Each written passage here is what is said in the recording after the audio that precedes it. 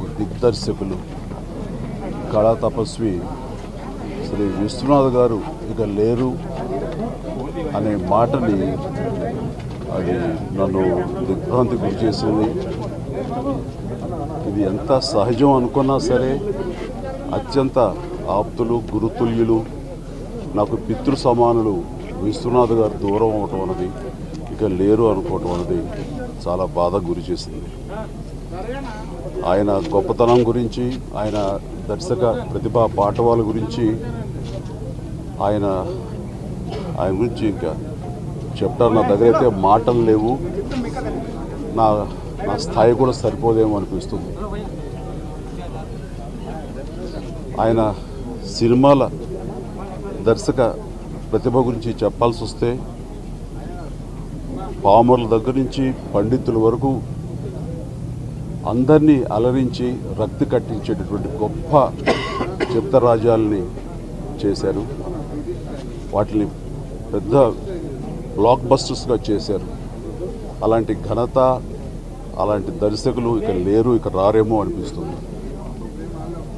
చాలా సున్నితమైన అంశాలతోటి చాలా సునిశ్చితంగా వాటిని హ్యాండిల్ చేస్తూ సహజత్వానికి చాలా దగ్గరగా, ఒక రకంగా చెప్పాలంటే ఆర్ట్ ఫిల్మ్స్ లాంటివి తీస్తూ వాటిని జనరంజకంగా చేస్తూ ఆమోదయోగ్యంగా పెద్ద బ్లాక్ బస్టర్స్గా చేయటం అనేది అది ఆషామాషి విషయం కాదు. ఆయనకున్నటువంటి కన్విక్షను, ఆయనకున్న సినిమా పట్ల పట్టు, ప్రజల పట్ల ఖచ్చితంగా దీన్ని ఆదరిస్తారన్న నమ్మకం, అలాంటి గొప్ప చిత్రరాజ్యాలు మనకి తెలుగువారికి చిత్ర పరిశ్రమ రావడం అనేది మనం చాలా గొప్పగా, గొప్ప అదృష్టంగా మనం భావించాలి. ఆయన మన ఏ సినిమా తీసినా ఒక కమిట్మెంట్ ఉన్న దర్శకుడు ఆయన. అది ఆ కమిట్మెంట్ టువర్డ్స్ మన తెలుగు సత్సాంప్రదాయాల్ని, సంగీతాన్ని, సాహిత్యాన్ని ప్రపంచ దేశాలకి అంతర్జాతీయ స్థాయిలో తన సినిమాల ద్వారా చూపించేటువంటి గొప్ప కమిట్మెంట్ ఉన్న దర్శకులు ఆయన.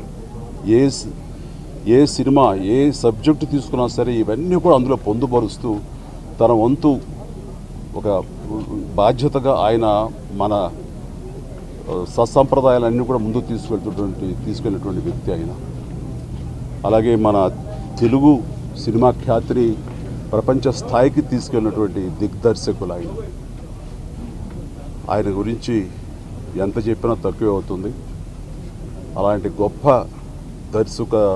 దర్శకుడి దగ్గర పనిచేయటం అన్నది నా బిగినింగ్స్ టైంలో అల్లు అరవింద్ గారు నిర్మించినటువంటి శుభలేఖ కానివ్వండి, ఏడిది నాగేశ్వరరావు గారి పూర్ణోదయం నుంచి వచ్చేటువంటి సినిమాలు స్వయం కృషి, ఆపద్ బాంధుడు, ఇవి నటించడం అన్నది నాకు దక్కిన గొప్ప అదృష్టం, అవకాశం అని.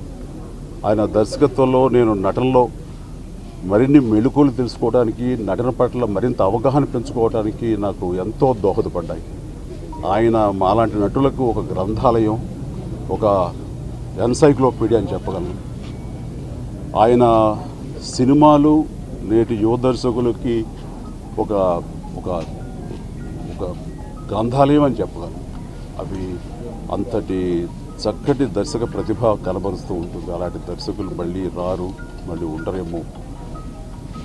ఏవైనా ఆయనతోటి నాకు వృత్తిపరంగా నాకు ఆయన గురుతుల్యులు, అలాగే వ్యక్తిగతంగా ఆయన నాకు పితృ సమానం.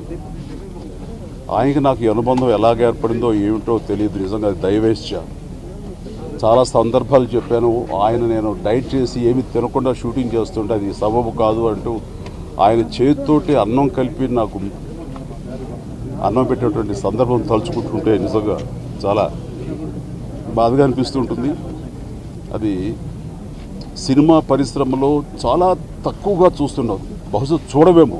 ఒక గొప్ప దర్శకుడికి ఒక నటుడి పట్ల అంత ప్రేమ వాత్సల్యం ఉంటాం మనం చూడం. అందుకని ఆయన పట్ల నాకు ఆ తండ్రి భావం నాకు అలా ఉండిపోయింది. ఆ భావంతో ఇంద్ర షూటింగ్ వారణాసిలో జరుగుతున్నప్పుడు అమ్మని అంటే జయలక్ష్మి గారిని, విశ్వనాథ్ గారిని అక్కడికి పిలిస్తే బాగుండు అని అనిపించి అనుకున్న తడవుగానే వారికి ఫోన్ చేయగానే రమ్మంటామంటయ్యా అన్నారు. రండి గురుగారు, మీరు డెఫినెట్గా బాగుండి, అమ్మని కూడా తీసుకురండి అంటే, ఇది చిరంజీవి పిలుపు అనుకోవట్లేదయ్యా, శివశంకర వరప్రసాద్ పిలుపు అనుకుంటున్నాను, ఆ శివుడే పిలిచాడు అనుకుంటున్నాను, బయలుదేరతారని చెప్పేసి నేను చేసిన ఏర్పాట్లకి ఆయన వచ్చేసి 2 days అక్కడ నాతో పాటు వారణాసిలో ఉండి ఆతిథ్యం పొంది అది ఇలాంటివన్నీ కూడా మేము అనుకుంటే అది జరగదయ్యా, శివేశ్చ ఆ శివుడు పిలిస్తే జరుగుతుంది, అది నీ ద్వారా నాకు సంక్రమించడం నాకు జరగడం అనేది నాకు గొప్ప అదృష్టం అని అంటుంటే అదే ప్రేమ వాత్సల్యం నిన్న మొన్నటిదాకా ఆయన కనబరుస్తుంటే నిజంగా ఒక తండ్రిని పోగొట్టుకున్నంత బాధ భారంగా ఉంది. అది దైవ సంకల్పమో లేకపోతే యాదృచ్ఛికమో తెలియదు.